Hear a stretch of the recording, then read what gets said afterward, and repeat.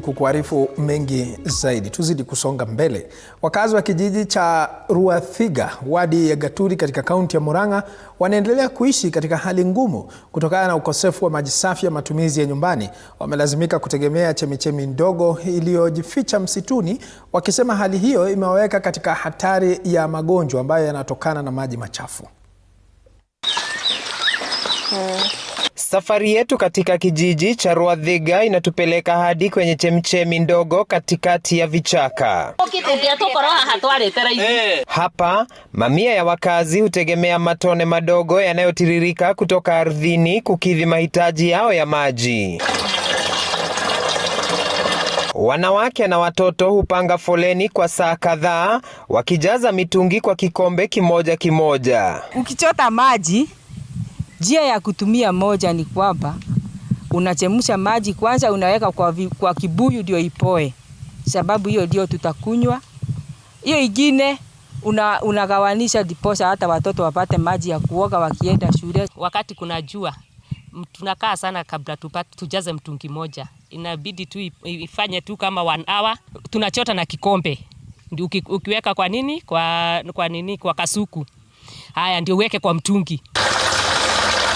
Kujaza mtungi wa lita 20 huchukua takriban saa moja. Wakati wa kiangazi, chemchemi hukauka kabisa na wakazi hulazimika kuzozania chemichemi hii ya maji na wanyama wa porini. Hapa ndipo mahali tunakujaga kuchota maji, na zaidi ya yote mara nyingi tunakuta nyoka, saingine uko na uoga.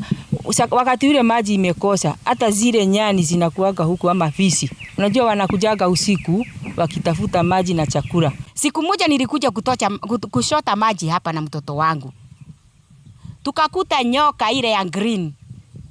Kuishika hivi na muti ikatoroka. Manake tulikuwa tunaona ni kama ni siafu, lakini ilikuwa nyoka. Aki tukatema bio nayo nyoka ikatema bio. Tufanye nini? Nyoka kwenda tunarudi. Halafu tukikosa kurudi tutatoa maji wapi? Hali hii imeathiri maisha yao kwa kiasi kikubwa, watoto wakikosa masomo na familia zikihofia magonjwa.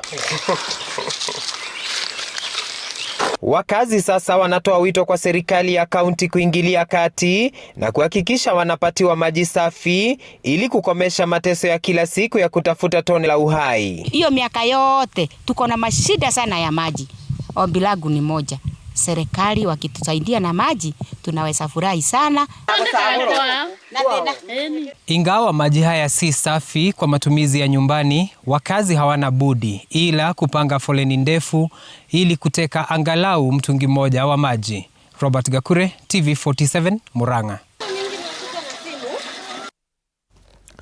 Asante sana Robert Gakure kwa kuangazia taarifa au ugumu wa hali ya kupata maji katika maeneo hayo.